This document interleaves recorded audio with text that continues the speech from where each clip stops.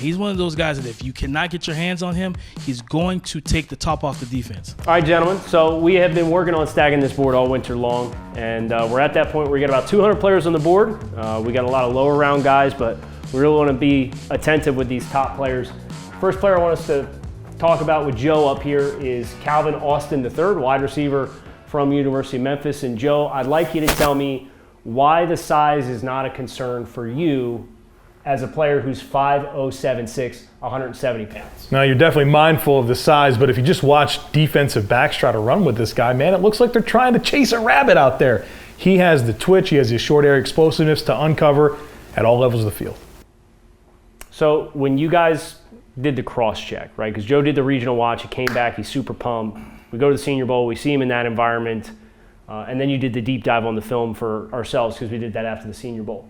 What was the most surprising thing about watching Calvin for you guys? I know what it was for me, but I'd love to hear from you guys. Yeah, for me, it was his ability to track the ball in the air. You know, for a guy who doesn't have long arms, again, is kind of vertically challenged, his ability to high point the ball, locate the ball over his shoulder on deep routes, to me, I thought was pretty special. And so for a guy with the lack of size, he's not necessarily hindered by that when he's playing the ball in the air because he has that really good ball skills and body control and hand-eye coordination. And I think one of the things for me that's interesting about Calvin is that ability to track the ball down the field. I want that on the perimeter, right? Like you hear his size and you automatically assume, okay, he's gonna be a guy who's in the slot because he's not that big. But I don't think I want a body like that in amongst the traffic in the middle of the field anyway. I'd rather have him be your Z receiver and run those vertical routes, use that ability, that 4.3 speed. Ran a verified 4.32 at the combine, right? Like he can blaze, so he's gonna stress those corners a little bit. Now, you might have to get creative if you got somebody really long to press with line of scrimmage, but I like him more on the outside as compared to being in the slot.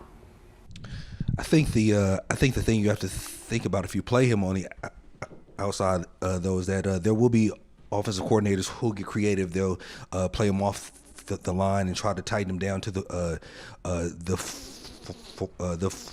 formation and so forth. I mean, but like you always have to be concerned about, of course, playing against guys who are longer and stronger.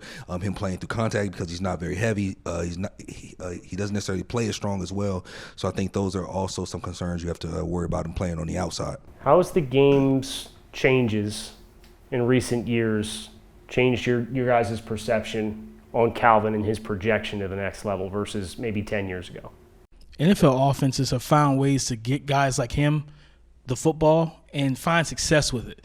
A guy like Calvin, yeah, he's smaller. You have him on the outside, but he is nuanced in the contact window with his handwork, his footwork to be able to avoid press, get free releases. And we know this. The phrase: when he's even, he's leaving. And he's one of those guys that if you cannot get your hands on him, he's going to take the top off the defense. I thought the first rep at the Senior Bowl in one-on-ones against Cam Taylor-Britt, right? And Cam ran well at the combine, but he left him in the dust.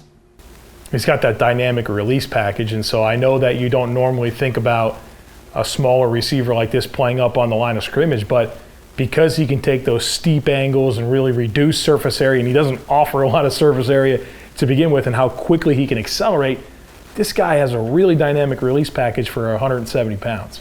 And then lastly, I mean, his ability as a punt returner, right? I mean, that's special. I mean, he's going to be a difference maker at returning punts. Obviously, everyone talked about his speed, his ability to make defenders miss with the ball in his hands.